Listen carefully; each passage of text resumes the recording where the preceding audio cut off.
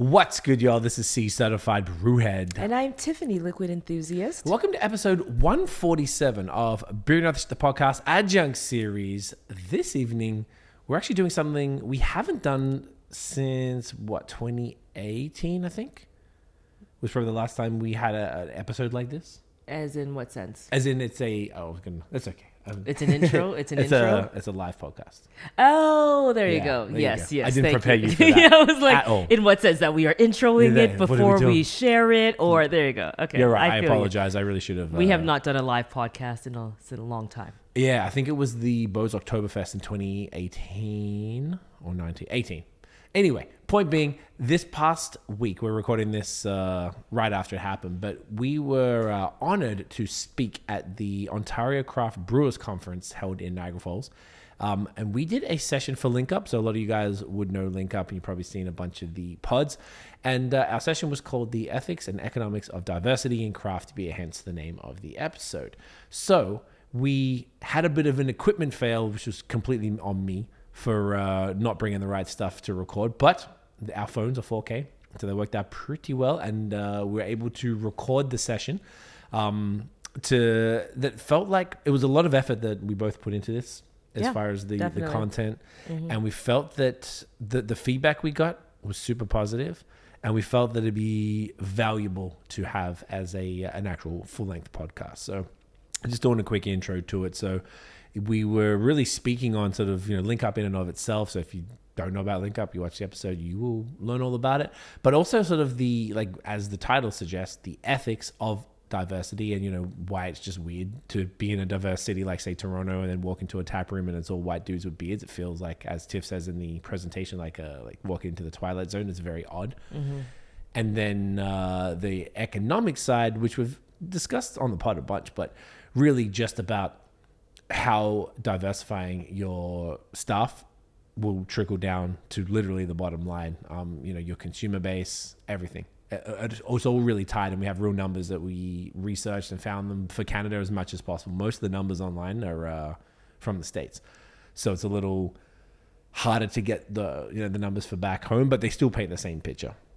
Was there anything you want to say as far as that people need to know beforehand as far as seeing it? It was a great session. Really grateful to the OCB for having us, and I'm really grateful to everyone who came to sit in and learn. And we as you mentioned, have had a lot of great feedback. Yeah. Especially towards the end, you'll see there's a really big section on the common problems and then proposed solutions, and these are data-backed solutions. They are proof of concepts based on breweries that we have spoken to who have found creative ways, and also ways that are technically plain in sight that sometimes you just don't think about in terms of reaching a more diverse audience, so be it in the tap room or in the workforce. And that seemed to really resonate with the attendees, so I think that will be very helpful to brewers who are wondering about how they could make their brewery more inclusive, so that we can have more people drinking craft beer while also putting money into the pockets of BIPOC communities. So yeah, was really happy and with the way the chat went. Yep, couldn't agree more. Well said. We're also going to leave a link to the slides, even though Tiff has edited the video, so it's got the slides in it. You'll see them, but if you actually wanted them separately, we're going to leave that in the show notes on iTunes. On all the podcast channel platforms, and on YouTube as well. So with that said, guys, enjoy the episode. Let us know what you think. Very curious, particularly if you're in the industry, even if you're not. If you have any thoughts on this, when we drop the episode, shoot us a DM, shoot us an email, or even comment on any of the posts that we put out. So enjoy the episode, and I don't remember if I ended with it, but get it in you.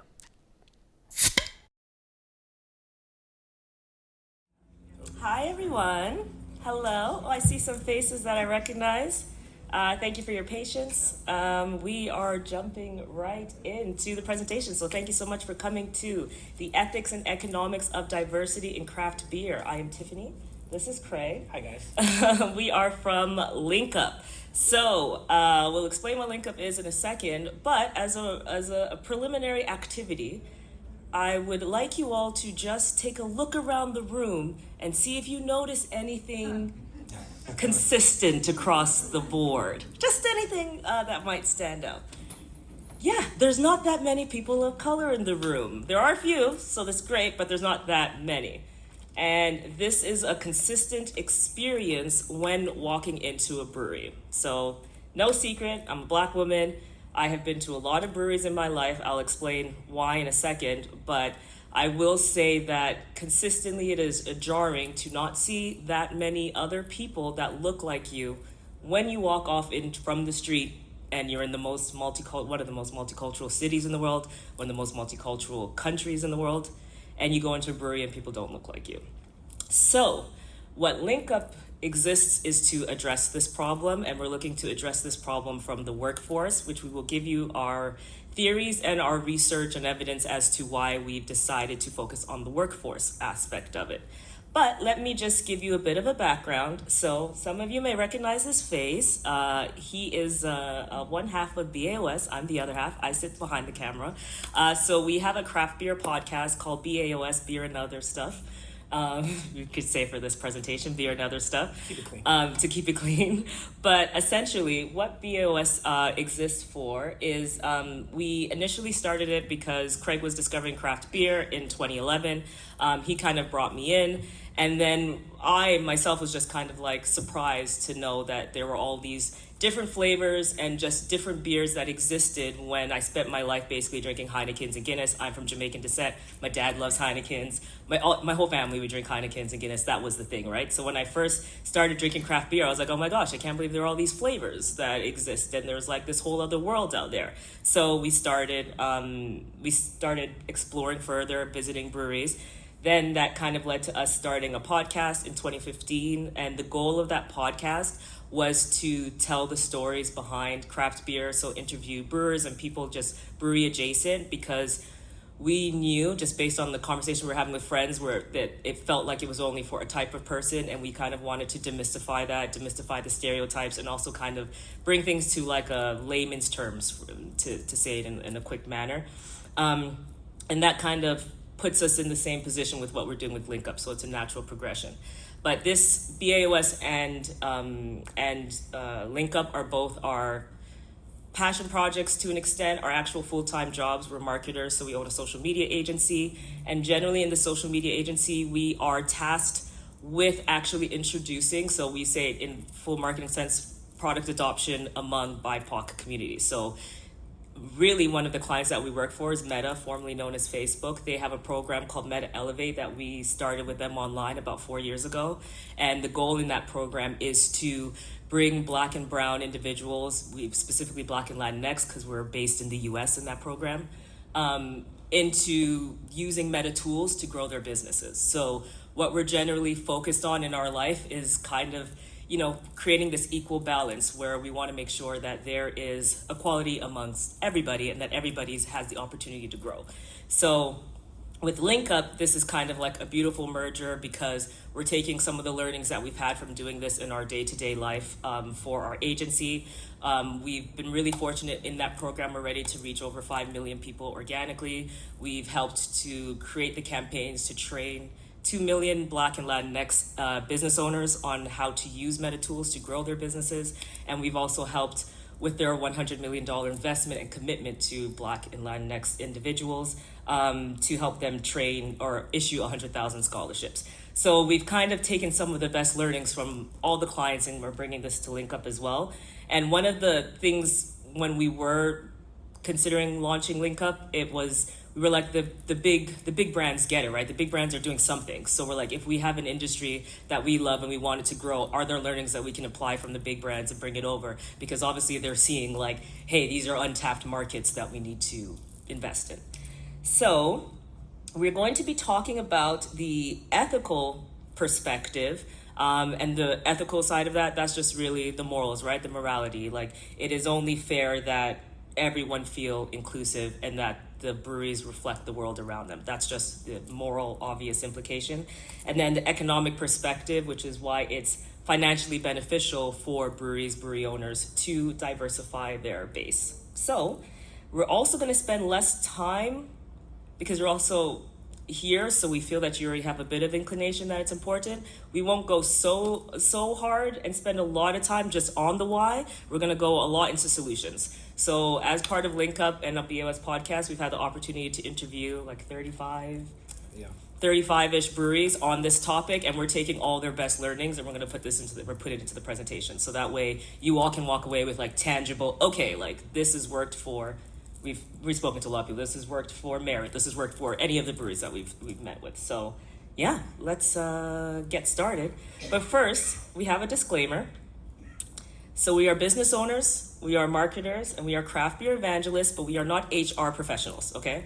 So we're gonna share how you can bring people into your brewery based on what we've learned, based on all of our insights, especially through marketing and community-based initiatives. But we are going to trust you that you work to foster the type of environment that is safe and inclusive and considers advancement for BIPOC individuals, and hope that you embrace that. So without further ado, let's get started and pass it on to Craig, who will tell you a little bit about Link Up before we dive in.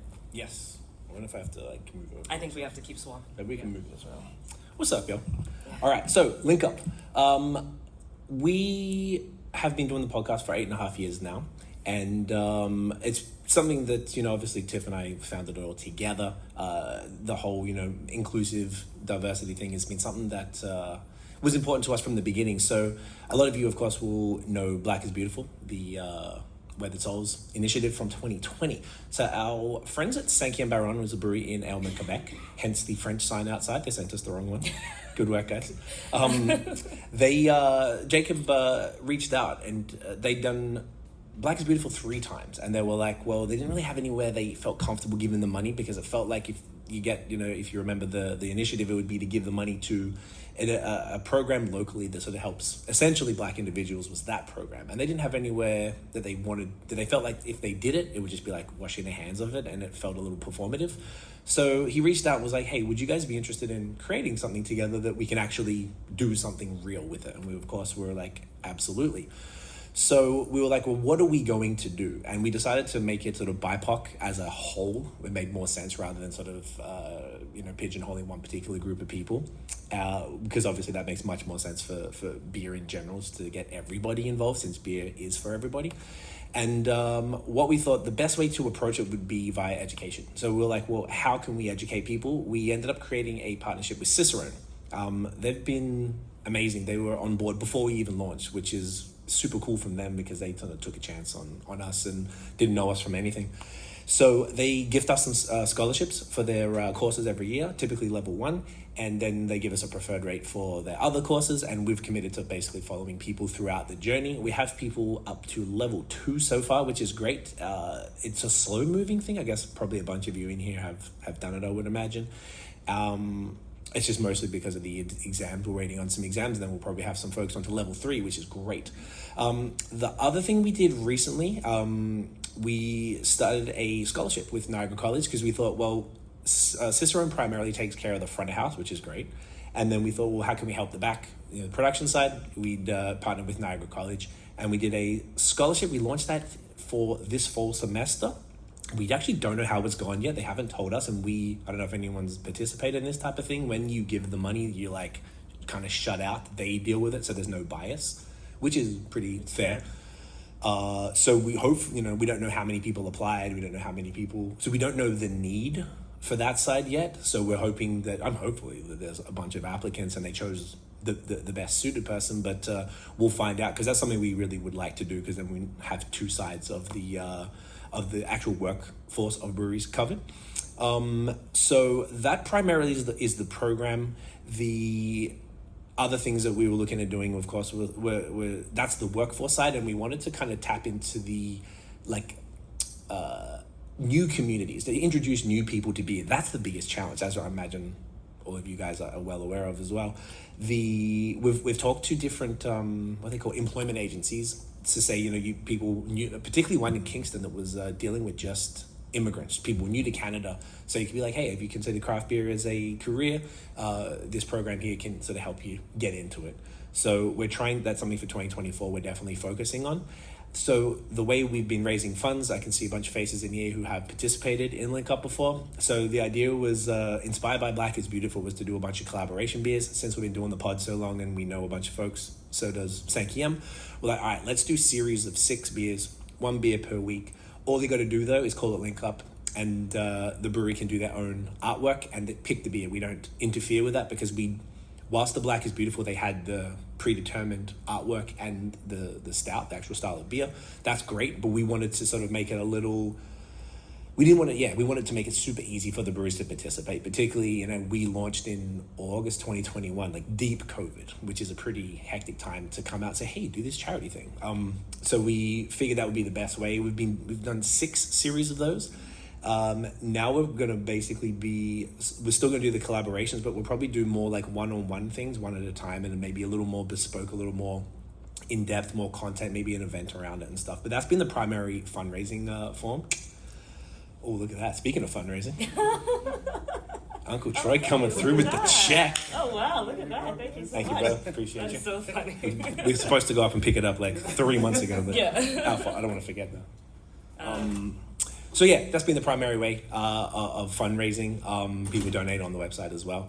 And what else am I missing? Oh, we have a job board is the other thing called the plug on the website. So the idea is that any new jobs, like we wanted to make it that the breweries reach out to us, because when we started it, we scraped Indeed.com for jobs. But what if that particular brewery might not be particularly friendly to people of different backgrounds, and it might not be the best fit? We wanted people to reach out to us, and most of the breweries who participated in Link Up reached out to us, which is great as well, because it shows that sort of initiative and wanting to do it, which I think we as a team think that's pretty important.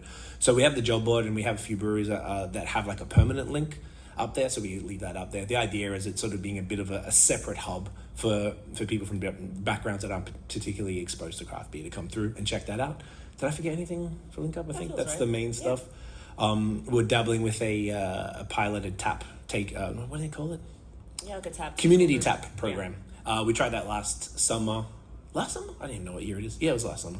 Mm-hmm. So we're not sure if we're going to continue that now. But yeah, we're just always exploring. It's a small team. We're nimble, and we're able to kind of, people can throw ideas at us. And we're like, sweet, let's try that. So that's kind of the nutshell of what Link Up is. Yeah. All right. So let's talk about the ethical case. I feel like we can stand beside each other. Yeah, we'll talk loud enough.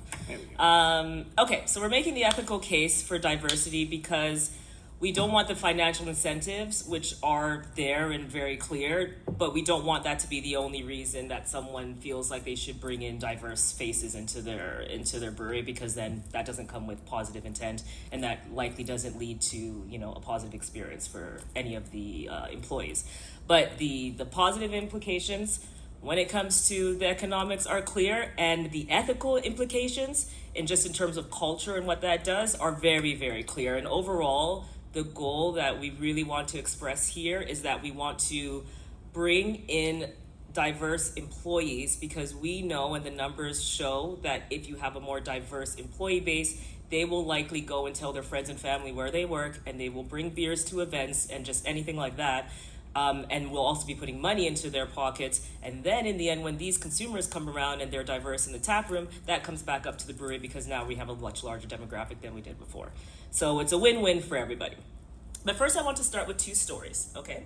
So these are real life pictures, my mom and my cousin there, that's Craig and I. So we recently bought a house in Hamilton last year. And we went to go do this thing where in between close, you get to go measure your house and all that stuff. So we lived in Montreal previously, we were in Hamilton. So we're like, before we head back, how about we go grab a beer at Merritt?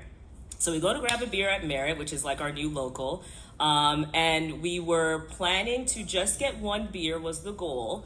But then on the menu, I saw something that said Medea, which is like a patois, which comes from, is a Jamaican dialect, which means like, I'm out here, I'm here. It's kind of like a call and response thing. And I was like, oh, okay, like what? There's like a Jamaican named beer here? Gotta try that, right? Then I see that there was like a jerk pork sausage. So then I'm like, okay, what's going on here? I gotta understand, because like now there's like 2 Jamaican things happening here. So of course I have to order both of those. And then I have to get fries, right? I have to get fries. Remember, this was gonna be 1 beer. I have to get fries because there's curry mayo, and I'm like, curry mayo? I gotta try curry mayo. So I get and it's fantastic, by the way. And they sell them in bottles that you can buy. But anyway, so you can get the curry mayo. I got the curry mayo and the fries. Then Craig's like, well, if you're getting all this food, I'm gonna get this food there. So think about this was 2 beers. Now it's been 2 sausages, 2 fries, 2 beers, and some sides, right? Then I'm also like, I also just I know based on the menu and based on how real it feels that this is like there's a Jamaican person somewhere working here. So I go to their Instagram, I find this nice gentleman who's the brewer there, Alex. I go follow him on Instagram too. Then because I'm excited, I'm just feeling good because like it's such a rare experience that I go to a brewery, if I could even say rare, it's like almost non-existent, and feel like so seen. So then I'm posting it on social media. That's just a story of my screenshot that I went back and found. I'm sharing it to my audience. That's a collective audience of 50,000 new people that are seeing and being exposed to this. And this is just, doesn't matter if it's 50,000, doesn't matter if it's 500, doesn't matter if it's 50. I've just introduced my audience now to this brewery. And that's just because something was relevant to me and I was seen, and it was a different experience than I've ever had in any other brewery before. And then Collective Arts came along too, which I don't know, Hamilton's got something going on here, I'm just gonna say. So then we go to Collective Arts, and we went to Collective Arts after we had brunch somewhere else because we wanted to just go grab a beer. And then I see that they have Heartbreak Chef, which is like this Jamaican, he was a vendor at their place, but like he has a restaurant in downtown Toronto. We had it once because they had the PR event with that they invited us to for BAOS downtown. And then I'm like, oh my gosh, you guys are down here? Like, is this like a one-off? And he's like, oh no, we're here all the time. So I'm like, oh my God, I'm gonna bring my mom back because I want her to try this because your food's awesome and I can't believe Collective has this. So that's like Craig and I having beers, and then it ended up being my mom, my cousin, us two, adding, meals. We had like grilled corn, like jerk pork sausages. I'm sucker for food, but everybody loves food, okay? So I'm just saying, like, this was like an easy way they brought us in. And then my mom's taking pictures outside of the walls because she thinks it's so beautiful, and she's posting it to she's like, well, I can't say her age.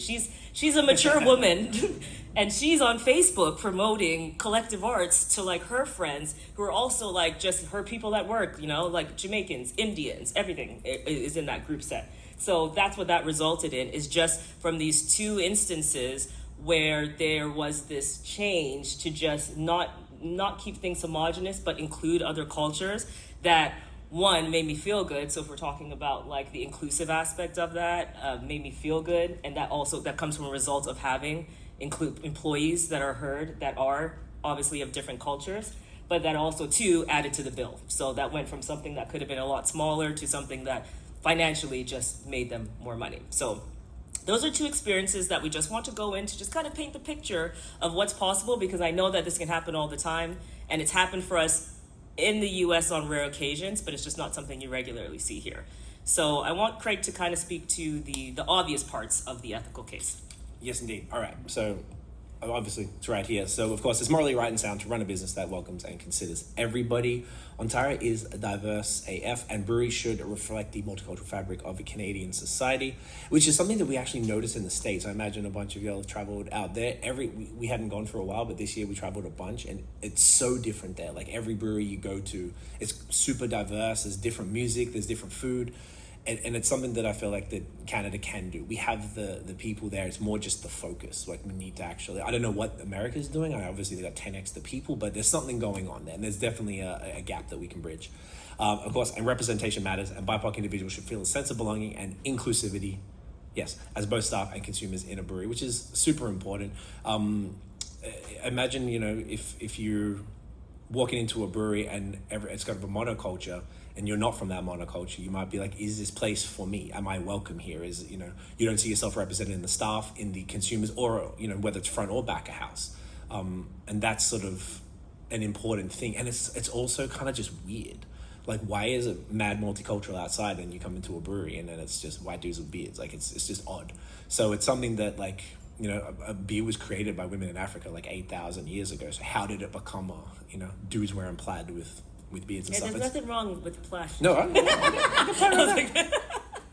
you can be a dude with plaid on. Sorry, Brady. It's flag. I like your plaid. It's dripping. So yes, okay. I don't know how you change it. Yeah, it's just shift here. Okay, so one of the, really going back to even that merit story there, diverse teams inspire creativity and innovation. That's a clear example of that. And this technically is an economic case too, because you'll see in the numbers there, companies with above average diverse scores actually drive 45% more revenue from innovation. But the reason we're putting this in kind of like more of the culture section is because craft beer is innovative, it's creative, and it's just having these opportunities allow you to bring in more voices, more people that's going to actually, trickle down into the product that you're offering. And I don't think there are a lot of businesses that have as much creative opportunity as craft beer does. So to have those diverse voices, to take advantage of what you can in terms of like creativity is super key. And it makes people, again, feel seen.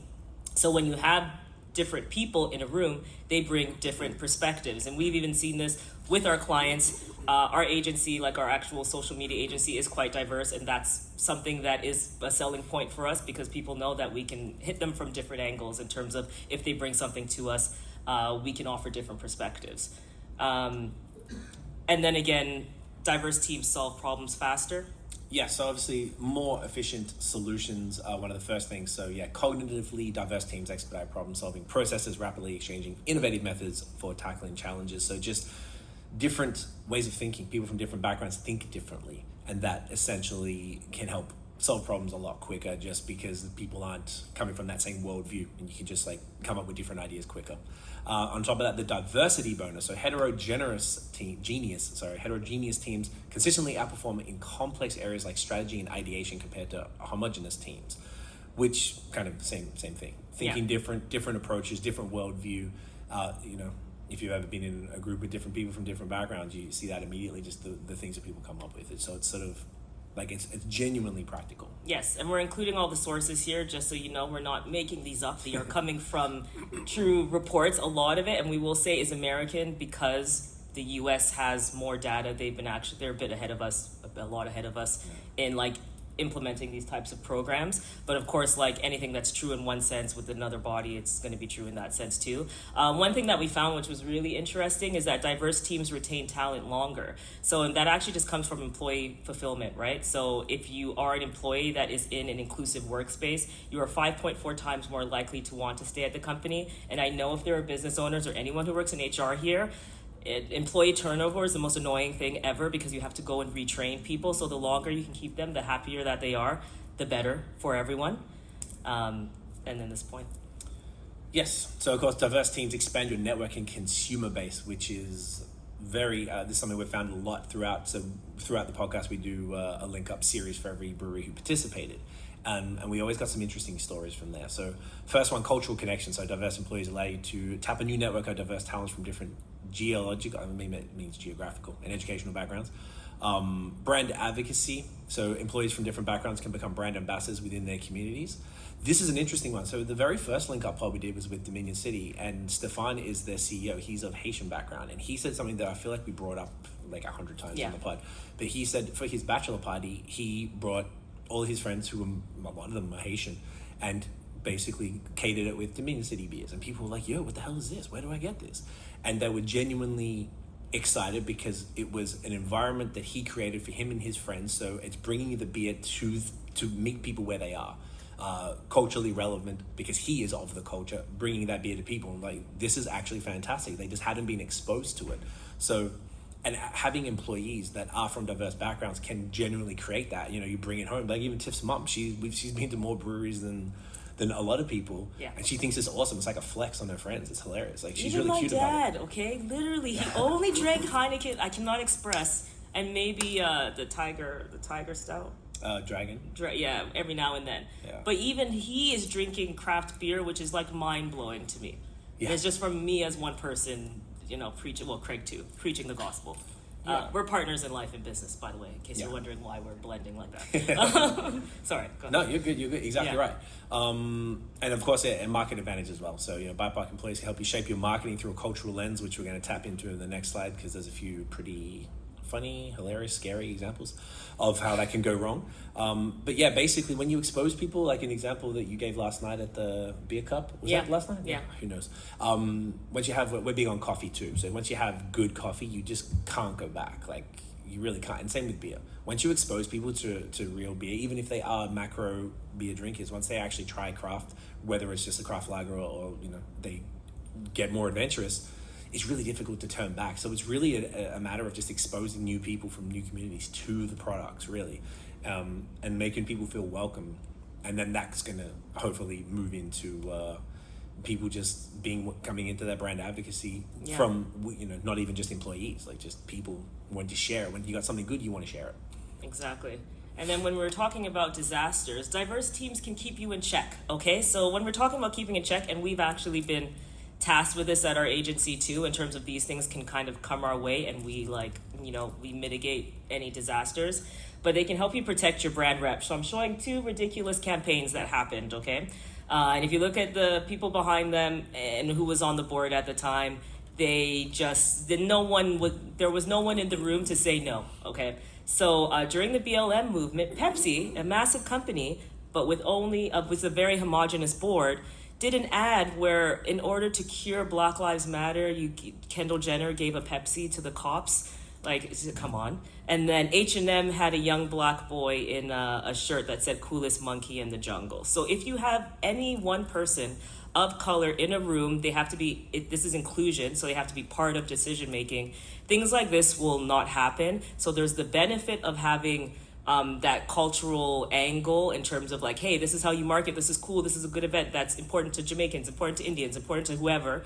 You're able to have that, but there's also like, if you were about to make a mistake, you can have someone there that you're running by to make sure if they're included in key decision making processes will help you avoid this. And we've done this with breweries. We had a client who, and actually in full, like with love, like he actually meant it, he wanted to post like an All Lives Matter thing back during BLM, and we were like, hey, no, you cannot do this, it'll be the end of your brewery. But he meant it genuinely, and we explained to him why you couldn't say it in this way and the way to say it. But that's the type of things that you can run into if you're not very careful. But the benefit of having someone there can help you protect your brand rep.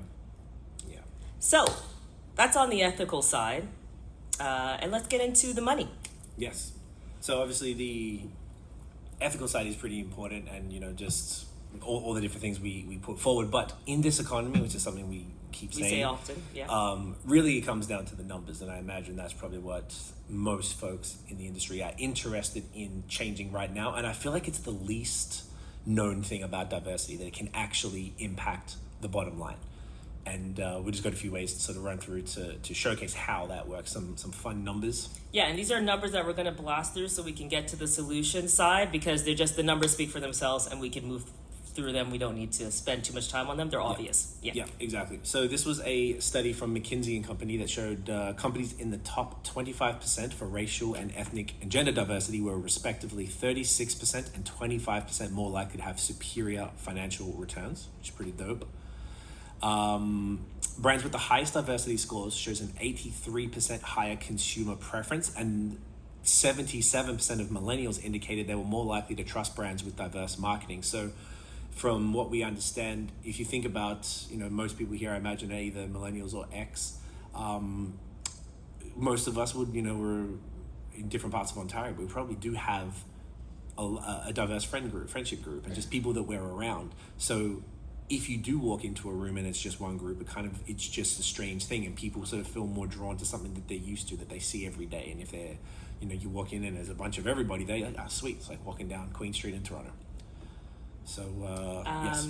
And then we wanted to bring some Canadian stats in here to just talk through potential and, again, untapped market. So 78% of Black consumers in Canada like to try new products. So it's about being even offered the first time, which comes through your marketing and your community efforts. So you just need to get it in front of them. We have friends in the US who are opening a brewery in Inglewood. It's going to be the first Black-owned brewery in Inglewood, called Crowns and Hops, previously Dope and Dank. And we went to LA with them, and they did like this very creative, I guess you could call it like a bus tour. And what they did was like, they had like, I think it was probably like 25, 30 on the bus. Maybe even more. Actually more, because there were several buses. Yeah, there were several buses. Basically, they did a tour of breweries. So they brought all these Black and brown, like say millennials, X, like same type of category, onto a bus and toured them around 5 breweries. They literally brought them and said like, hey, if you try this, you're gonna love this. And we've never seen again an experience. We've never had an experience like that again.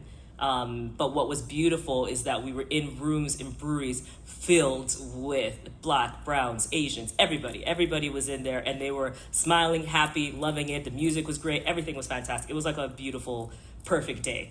And I will say what we're looking at here is that the American breweries are really getting it. And of course, these are a bit larger numbers. So if anyone isn't aware, BrewDog actually invested in this group in order to have them launch their own brewery. And the reason they did that is because they are obviously understanding that there's a market that's untapped here and that they want to get into. And in the US specifically, Black Americans have a $1.6 trillion spending power. So even on the ethical and moral side, if it's great to, invest in these businesses and give them opportunities, obviously they're likely doing it for an economic incentive as well.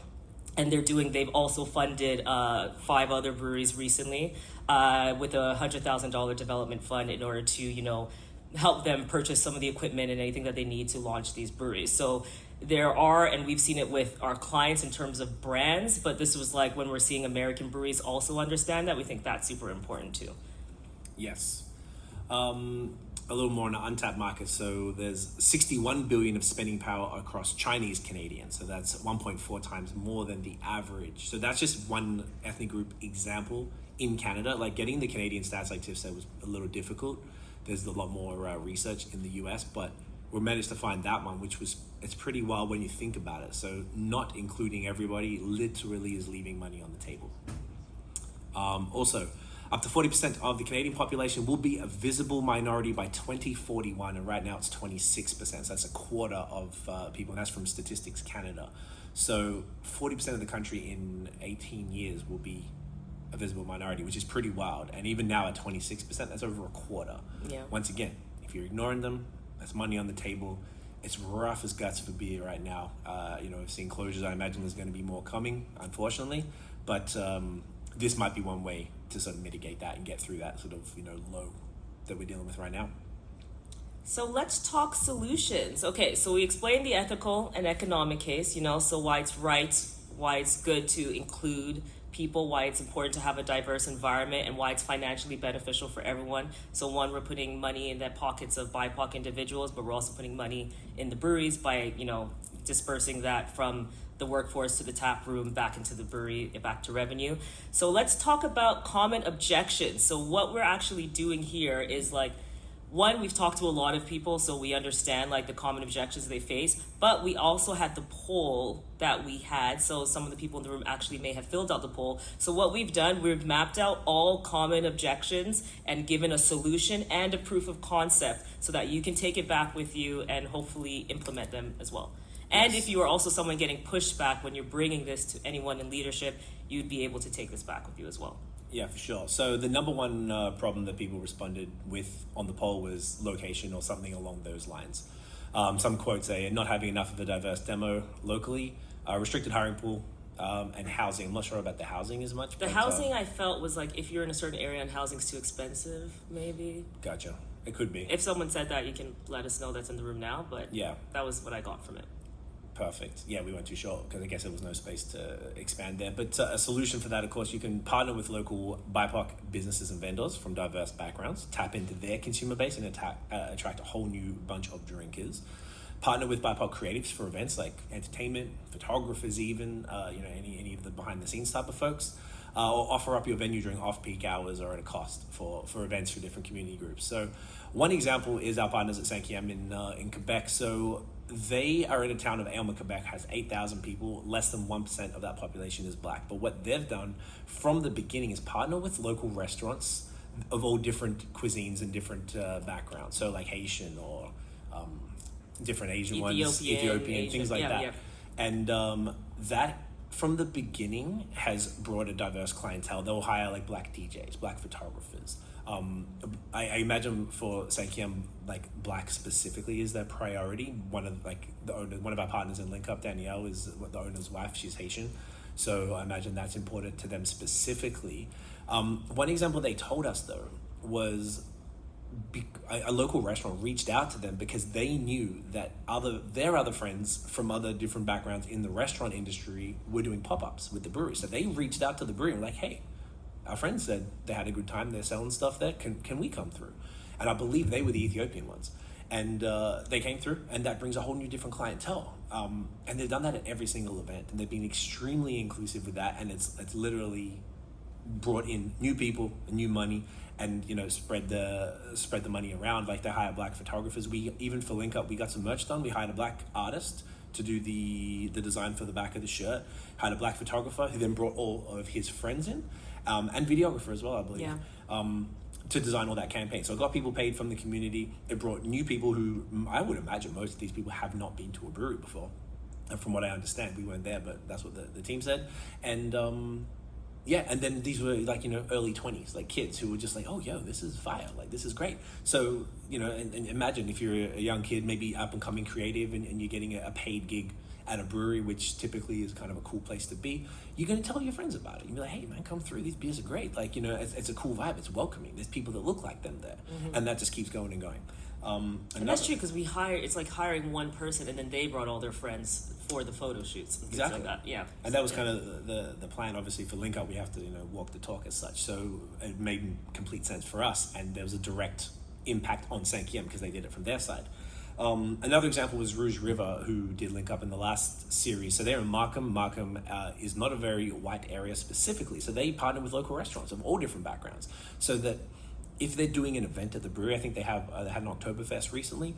So they partner with different restaurants from all different cuisines and cultures, and to make people of the local community feel super welcome, because if there isn't even, typically if white folks are the main audience for craft beer, if they're able to bring in different restaurants from different places, that's going to make everyone, oh, these guys are here. At the very least, they feel comfortable because they know the food is going to be something that they're familiar with, and then they come in willing to learn about the beers. And they've specifically gone out of their way to make beers that, even though Rouge River are pretty haze focused, they've moved into lagers and stuff like that more recently to give people a little bit more variety, particularly if you're newer to beer, to sort of ease folks into it alongside those other things.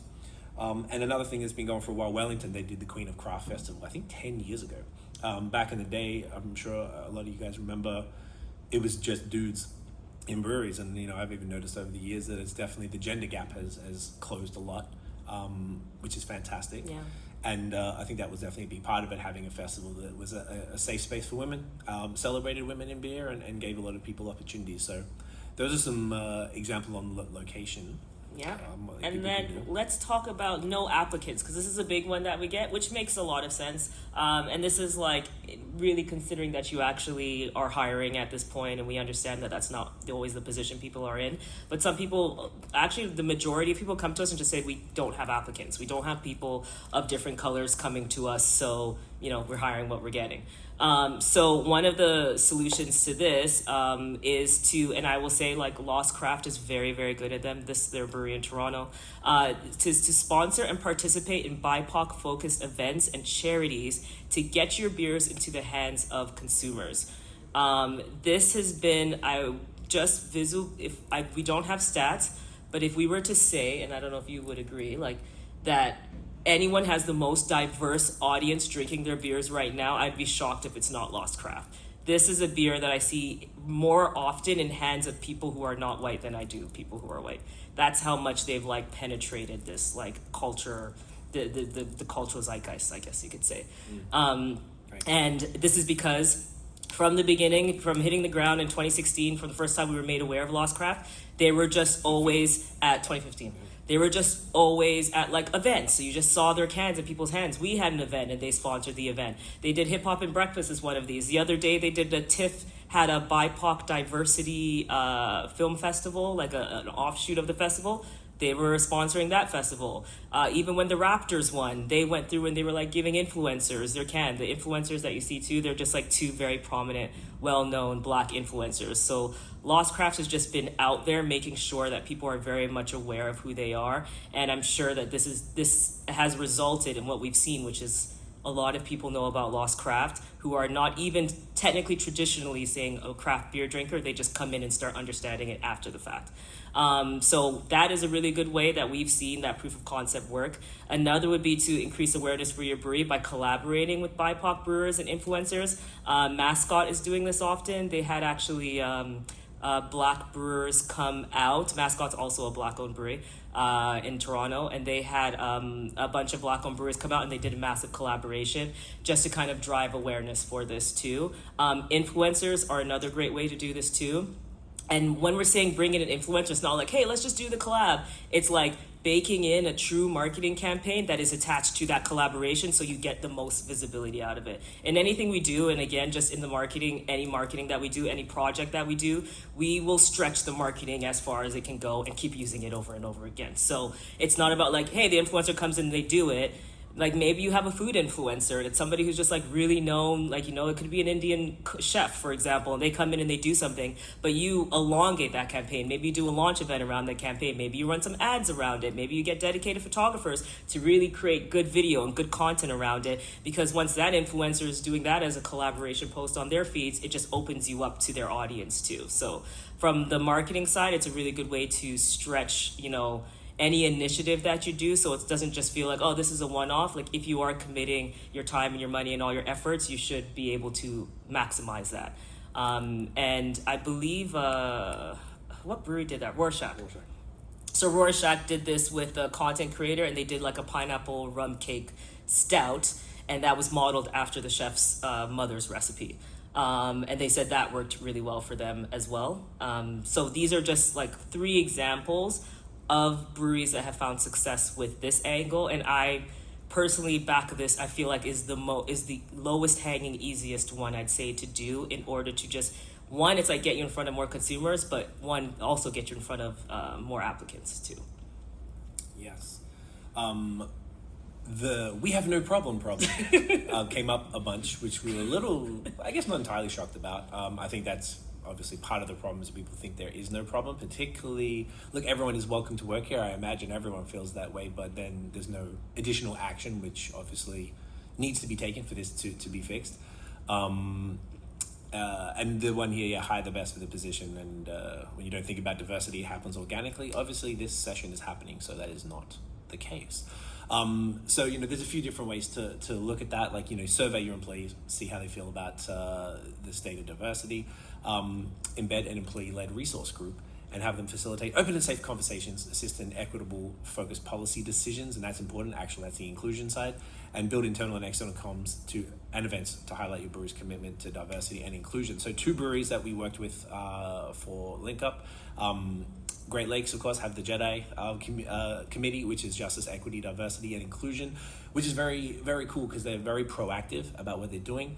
And they actually reached out to us to do a talk to 2 bunches of their employees. So they actually had us talk to them to explain what's going on, because if they're going to be the folks in the tap room selling the beer, they have to understand what's going on. And we thought that was just super cool, and it was just very intentional and very thoughtful. And it showed that there was, you know, that the company believed in it because there was a team of folks doing it. And obviously that team very much believed in it as well. So we very much valued that. Great work, Denise, killed it. And another thing is Bellwood's, similar thing, Community, Culture and Inclusion Committee, CCIC. Very similar thing. They reached out to us to join in with Link Up, and they were super stoked about it. Their tap room on Ossington is one of the most diverse I've personally seen in Canada, if not the most.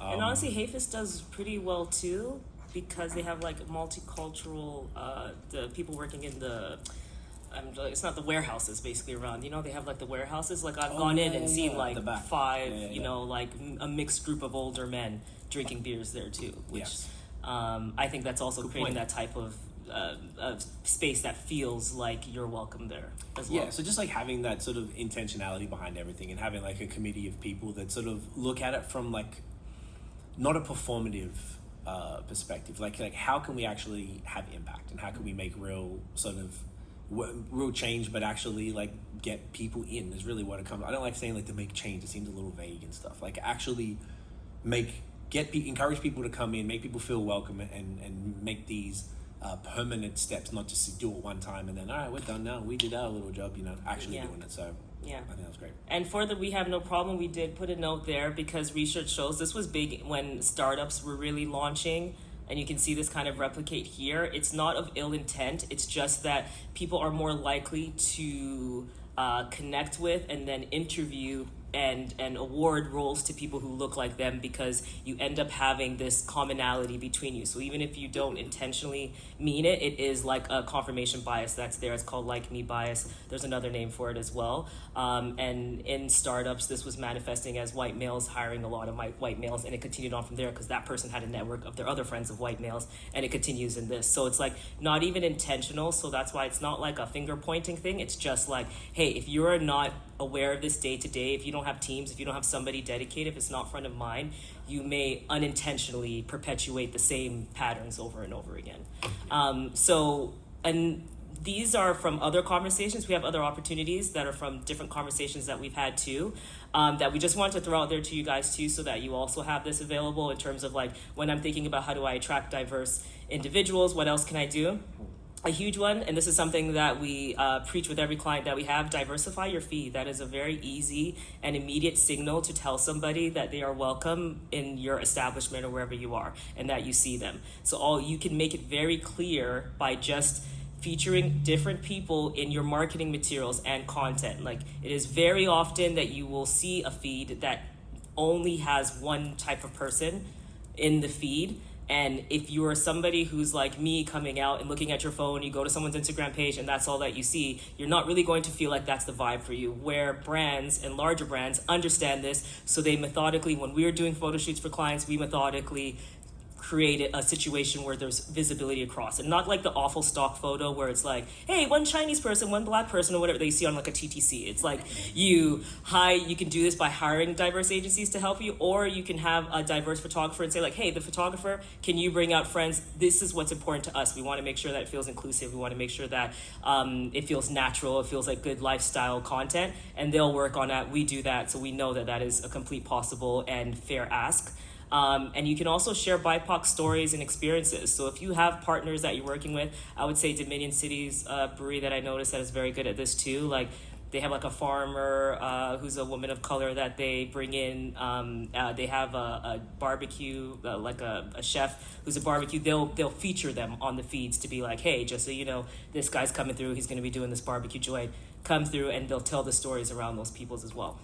In addition, any employees, customers, this is just good content in general. Like, highlighting your employees from all across the board is just going to be beneficial, and it's also going to help with employee retention as well. Another is just to expand your job search. So this is just thinking beyond LinkedIn and Indeed, and maybe consider posting your job ads in places where diverse populations are more likely to be around. So for example, in Toronto, there's a Black People in Toronto group. If I even see jobs there, I post them there too for people, or I'll share them with other people too. It's just like there are these groups that exist that you can actually enter and just be like, hey, you know, we just want to let you know that this job's available if anybody's interested. And that goes for the same with organizations that are more dedicated as well to bringing in different people, whether it be immigrants, someone who's just like new to Canada, any of these. There are job placement agencies that exist that can help you with this too. Beautiful. Another thing, internships and scholarships. Obviously, the internship is pretty obvious at the brewery. If there's any opportunities for that, or apprenticeships, so a more paid situation. Obviously, those aren't the easiest thing to come by. They would probably need some work behind that to actually find the individuals to do that, or even scholarships as well. So, I mean, like, that's something that we've been doing, and obviously all the funds that Link Up collects from any of our activities goes towards essentially exclusively different scholarships as well. But there might be some individual, I know, once again, sorry to keep harping on Dominion, Josh and Scott, but the first one we saw, you did a collab back with Ren in 2019, I think, with Niagara College as well. I didn't notice. I didn't know, because you're like, Josh, why are you saying that? Yeah, okay, cool. Yeah. But yeah, so doing stuff like that, and actually proactively doing that from the brewery side as well, like your own thing, is definitely something that you can do. I mean, even like last night with the Canada Beer Cup, they told us they charged $2 extra for the entry fee for the last night, and they took the $2 off all the entry fees, and that's when they were looking for a DEI nonprofit to donate to. So they reached out and they came through with that. Congrats, Maddie, you killed it, man. But that was pretty cool. Just like a small, something small like that, where you sort of like, you could do, like, you know, you go to LCBO and they're like, hey, do you want to give $2 to this, even though that's a kind of a scam because they've already made the donation, but you could do something real. Everyone knows that. But like, you know, you could do something like that. Just different ways to kind of take the money without taking off the, you know, bottom line is what I'm trying to get at, and be able to invest that into something. And also DEI initiatives. So, you know, different organizations that can connect you, and even coming back to the job search. So like, you know, the one, I forgot I think it's called Keys, KEYS, like dots, in Kingston. Yeah. The Fine Balance put us in touch with. So I imagine there's a whole bunch of places like that just deal, say, with immigrants or maybe particular backgrounds of people. So you can actually advertise directly through that and attract a whole bunch of new people, and, you know, collaborate. I know a lot of you guys do. Almost every brewery does some sort of non-profit work in the community. So maybe you could just, you know, look for some DEI initiatives as well to invest in. And that's it.